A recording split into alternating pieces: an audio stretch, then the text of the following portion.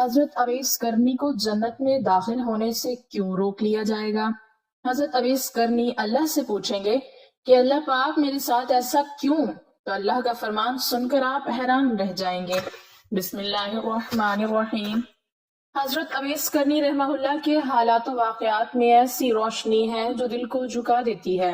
روایات میں آتا ہے کہ وہ یمن کے قبیلہ کرن سے تعلق رکھتے تھے، انتہائی سادہ زندگی گزارتے تھے، بکریاں چرانا ان کا معمول تھا، مگر دل ایسا آباد تھا کہ اللہ کی یاد سے کبھی خالی نہ ہوتا تھا۔ ان کی والدہ بوڑھی اور بیمار تھی۔ حضرت اویس نے اپنی پوری جوانی ان کی خدمت میں لگا دی، حتیٰ کہ ماں کے قدموں سے ہٹنا بھی گوارا نہ کیا۔ اسی خدمت کی وجہ سے وہ مدینہ جا کر حضور نبی کریم صلی اللہ علیہ وسلم کی زیارت نہ کر سکے، مگر دل ہر وقت حضور صلی اللہ علیہ وسلم کے عشق سے بھرا رہتا تھا۔ ایک مشہور واقعہ یہ بیان کیا جاتا ہے کہ جب غزوہ احد میں حضور نبی کریم صلی اللہ علیہ وسلم کے دندان مبارک شہید ہوئے تو حضرت اویس کرنی یمن میں تھے۔ کسی نے انہیں براہ راست خبر نہیں دی، مگر دل میں ایک بے چینی پیدا ہوئی۔ انہوں نے محسوس کیا کہ میرے آقا صلی اللہ علیہ وسلم کو تکلیف پہنچی ہے۔ انہوں نے یہ سوچ کر کہ مجھے معلوم نہیں کون سا دانت شہید ہوا ہے، اپنے تمام دانت ایک ایک کر کے توڑ دیے تاکہ میرے آقا صلی اللہ علیہ وسلم کے درد میں کوئی کمی ہو۔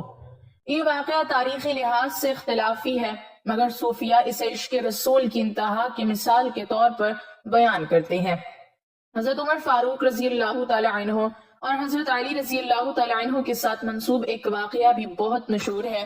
حضور صلی اللہ علیہ وسلم نے اپنے وصال سے پہلے فرمایا تھا کہ میرے بعد یمن سے ایک شخص آئے گا جس کا نام اویس ہوگا، تم اسے پاؤ تو اس سے دعا کی درخواست کرنا۔ چنانچہ حضرت عمر رضی اللہ تعالی عنہ ہر سال یمن سے آنے والے قافلوں میں حضرت اویس کے بارے میں پوچھتے رہے۔ آخرکار ایک سال انہیں پا لیا۔ جب پہچان ہوئی تو حضرت عمر رضی اللہ تعالی عنہ جیسی عظیم ہستی نے حضرت اویس کرنی سے اپنے لیے دعا کی درخواست کی۔ یہ واقعہ اس بات کی دلیل ہے کہ اللہ کے نزدیک اصل بزرگی منصب سے نہیں تقوی سے ہے۔ حضرت عمر رضی اللہ تعالی عنہ نے حضرت اویس کو بیت المال سے وظیفہ دینا چاہا تو انہوں نے انکار کر دیا اور فرمایا میرا رزق وہی کافی ہے جو اللہ میرے لیے بھیج دیتا ہے، میں دنیا کے سہاروں کا عادی نہیں بننا چاہتا۔ وہ اس قدر بے نیاز تھے کہ اگر کبھی کسی کے گھر مہمان بنتے تو کوشش کرتے کہ کسی پر بوجھ نہ بنے۔ ان کی سخاوت کا حال یہ تھا کہ جو کپڑا انہیں میسر آتا وہ اکثر کسی محتاج کو دے دیتے۔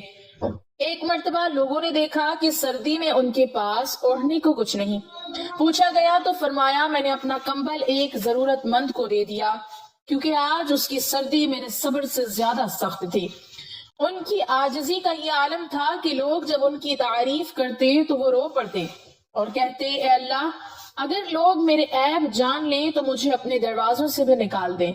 وہ ہمیشہ گمنامی کو پسند کرتے تھے اور کہتے تھے اللہ کے نزدیک وہی کامیاب ہے جسے لوگ نہ پہچانے مگر اللہ پہچان لے۔ یہ تمام واقعات ہمیں یہ سکھاتے ہیں کہ حضرت اویس کرنی رحمہ اللہ کی زندگی کا خلاصہ اخلاص، خاموشی، عبادت، ماں کی خدمت اور اللہ پر کامل بھروسہ تھا۔ اسی لیے وہ ظاہری شہرت کے بغیر بھی اولیاء میں وہ مقام پا گئے جس کا ذکر قیامت تک ہوتا رہے گا۔ حضرت اویس کرنی رحمہ اللہ کے واقعات میں ایک اور واقعہ اہل دل میں بہت مشہور ہے کہ وہ راتوں کو عبادت کے لیے اس طرح تقسیم کرتے تھے کہ کبھی کہتے یہ رات سجدوں کے نام ہے، کبھی کہتے یہ رات قیام کے نام ہے اور کبھی فرماتے آج کی رات صرف رونے کے لیے ہے۔ لوگ حیران ہوتے کہ ایک گمنام چرواہا اتنی عبادت کیسے کر لیتا ہے، مگر وہ فرماتے تھے جب دل جاگ جائے تو جسم تھکنے کا نام نہیں لیتا۔ ایک روایت میں آتا ہے کہ ایک مرتبہ کچھ لوگ ان کے پاس آئے اور کہا ہمیں کوئی نصیحت فرمائے۔ حضرت اویس کرنی نے فرمایا موت کو اپنے سامنے رکھو، یہ تمہیں کسی نصیحت کا محتاج نہیں رہنے دے گی۔ پھر فرمایا لوگ تمہارے ظاہر کو دیکھتے ہیں اور اللہ تمہارے دل کو، اس لیے اپنے دل کی فکر کرو، لوگوں کی نہیں۔ حضرت اویس کرنی رحمہ اللہ جب کسی جنازے کے ساتھ جاتے تو بہت پیچھے رہتے۔ کسی نے پوچھا آپ قریب کیوں نہیں آتے؟ فرمایا مجھے ڈر لگتا ہے کہ کہیں لوگ مجھے نیک نہ سمجھ لیں، میں اس خوف سے پیچھے رہتا ہوں کہ میری کوئی عبادت ریا میں نہ بدل جائے۔ ان کے خوف خدا کا یہ حال تھا کہ جب جہنم کا ذکر کرتے تو بے ہوش ہو جاتے۔ ایک مرتبہ کسی نے کہا، آپ اتنا کیوں روتے ہیں حالانکہ آپ تو بڑے نیک ہیں؟ فرمایا، مجھے نہیں معلوم میرا انجام کیا ہوگا۔ اگر ایک قدم جنت میں رکھ کر بھی مجھے کہا جائے کہ لوٹ جاؤ تو مجھے تعجب نہ ہوگا۔ ایک واقعہ یہ بھی بیان کیا جاتا ہے کہ کسی شخص نے ان سے پوچھا، سب سے افضل عمل کیا ہے؟ حضرت اویس کرنی نے فرمایا، ایسا دل رکھنا جس میں کسی مسلمان کے لیے کینہ نہ ہو۔ پھر فرمایا، عبادت وہ نہیں جو لوگوں کو نظر آئے، عبادت وہ ہے جس سے دل ٹوٹ جائے اور نفس جھک جائے۔ حضرت اویس کرنی رحمہ اللہ نے دنیا سے کنارہ کشی اختیار کر رکھی تھی، مگر لوگوں سے نفرت نہیں کرتے تھے۔ ایک بار کسی نے کہا، آپ لوگوں سے الگ کیوں رہتے ہیں؟ فرمایا، میں لوگوں سے الگ نہیں رہتا، میں اپنے نفس سے الگ رہنے کی کوشش کرتا ہوں۔ ان کی وفات کے متعلق آتا ہے کہ وہ حضرت علی رضی اللہ تعالیٰ عنہ کے دور میں جنگ صفین کے قریب شہید ہوئے، مگر شہادت سے پہلے بھی کسی کو یہ معلوم نہ ہونے دیا کہ وہ کون ہیں۔ کہا جاتا ہے کہ جب شہداء کے جسم پہچانے جا رہے تھے تو ایک لاش ایسی تھی جسے کوئی نہیں جانتا تھا۔ بعد میں لوگوں کو معلوم ہوا کہ یہ اویس کرنی ہیں، جنہیں دنیا نے کم پہچانا مگر آسمان خوب جانتا تھا۔ حضرت اویس کرنی رحمہ اللہ کے واقعات میں ایک اور دل کو ہلا دینے والا پہلو ان کی خاموش مجاہدہ والی زندگی ہے۔ روایت میں آتا ہے کہ وہ اپنے نفس سے اس طرح لڑتے تھے جیسے کوئی میدان جنگ میں دشمن سے لڑتا ہے۔ وہ فرماتے تھے، میرا سب سے بڑا دشمن میرے اندر ہے، اگر میں اسے ہرا لوں تو کسی اور دشمن سے خوف نہیں رہتا۔ اسی لیے وہ کم سوتے، کم بولتے اور زیادہ سوچتے تھے۔ ایک مرتبہ کسی نے دیکھا کہ ان کے پاؤں زخمی ہیں اور خون رس رہا ہے۔ پوچھا گیا، یہ کیا ہوا؟ فرمایا، رات عبادت میں کھڑا تھا، خیال ہی نہ رہا کہ زمین پتھریلی ہے۔ جب دل اللہ کے سامنے کھڑا ہو تو جسم کی تکلیف یاد نہیں رہتی۔ پھر فوراً فرمایا، مگر یہ مت سمجھنا کہ میں کسی مقام پر ہوں، اللہ اگر چاہے تو ایک لمحے میں سب چھین لے۔ ایک واقعہ یہ بھی نقل کیا جاتا ہے کہ حضرت اویس کرنی رحمہ اللہ کبھی کسی سے سوال نہیں کرتے تھے، یہاں تک کہ اگر کئی دن بھوکے رہتے تب بھی کسی کے سامنے ہاتھ نہ پھیلاتے۔ ایک بار شدید فاقہ تھا، ایک شخص نے کھانا پیش کیا تو لینے لگے، پھر ہاتھ روک لیا اور فرمایا، شاید کہ کھانا میرے لیے نہیں بلکہ کسی اور محتاج کے لیے ہے، اور وہ بغیر کھائے واپس لوٹ گئے۔ ان کی زبان پر اللہ کا ذکر اس قدر غالب تھا کہ بعض اوقات لوگ ان سے بات کرتے تو وہ سنتے ہی نہیں تھے۔ پوچھا گیا، آپ ہماری بات کیوں نہیں سنتے؟ فرمایا، میں اس وقت اس ذات سے بات کر رہا تھا جو تم سب کو سن رہی ہے۔ کسی نے ان سے کہا، ہمیں کوئی کرامت دکھائیں۔ حضرت اویس کرنی رو پڑے اور فرمایا، سب سے بڑی کرامت یہ ہے کہ بندہ گناہ کر کے بھی اللہ سے نا امید نہ ہو اور نیکی کر کے خود کو کچھ نہ سمجھے۔ پھر فرمایا، اگر تمہیں کرامت ہی دیکھنی ہے تو اپنے دل کو دیکھو، کیا اس میں تکبر مر گیا ہے یا نہیں؟ ان کی دعا کا حال یہ تھا کہ وہ اپنے لیے بہت کم اور امت کے لیے بہت زیادہ دعا کرتے تھے۔ کہا جاتا ہے کہ وہ رات کے آخری حصے میں ہاتھ اٹھا کر کہتے، اے اللہ، جن بندوں نے تجھے مانا مگر کمزور پڑ گئے انہیں معاف فرما، جنہوں نے تیرا نام لیا پھر پھسل گئے انہیں تھام لے، اور مجھے ان میں شامل نہ کرنا جو اپنے عمل پر ناز کریں۔ حضرت اویس کرنی رحمۃ اللہ علیہ کو تنہائی اس لیے محبوب تھی کہ وہ فرماتے تھے، تنہائی میں انسان اپنے عیب صاف دیکھ لیتا ہے اور محفل میں صرف خوبیاں نظر آتی ہیں۔ میں اپنے عیبوں کے ساتھ جینا چاہتا ہوں تاکہ میرا سر اللہ کے سامنے جھکا رہے۔ ان کا یہ قول بھی بہت مشہور ہے کہ قیامت کے دن سب سے زیادہ حسرت اس نیکی پر ہوگی جو صرف لوگوں کو دکھانے کے لیے کی گئی، کیونکہ وہ نیکی نہیں سودا تھی، اور سودے کا دن تو دنیا میں ہی تھا۔ یہ تمام واقعات ایک ہی حقیقت کی طرف لے جاتے ہیں کہ حضرت اویس کرنی رحمہ اللہ کی عظمت کسی ایک واقعے میں نہیں بلکہ ان کی پوری زندگی کے خاموش تسلسل میں ہے۔ وہ چلتے پھرتے وعظ کرتے تھے مگر زبان سے نہیں، حال سے۔ وہ ہمیں یہ سبق دے گئے کہ اللہ تک پہنچنے کے لیے بلند آواز نہیں، ٹوٹا ہوا دل چاہیے۔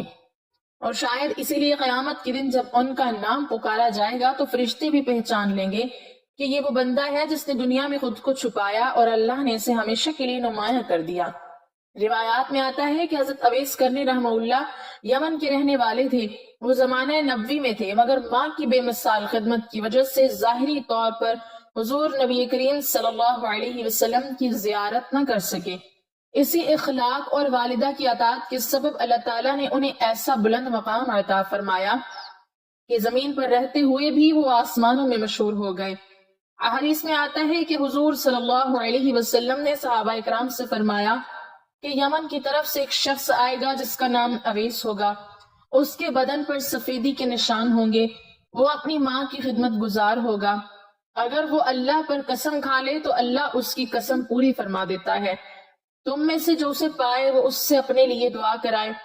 اسی حضرت اویس کرنی کے بارے میں بعض بزرگوں نے ایک عبرت آموز روایت نقل کی ہے کہ قیامت کے دن جب جنت کے دروازے کھول دیے جائیں گے تو حضرت اویس کرنی رحمہ اللہ جنت کی طرف بڑھیں گے، مگر حکم ہوگا کہ اویس ابھی رکو۔ حضرت اویس عرض کریں گے، اے میرے رب، میں نے تیری عبادت کی، تیری رضا کے لیے دنیا سے کنارہ کشی اختیار کی، ماں کی خدمت میں اپنی جوانی گزار دی، پھر مجھے کیوں روکا جا رہا ہے؟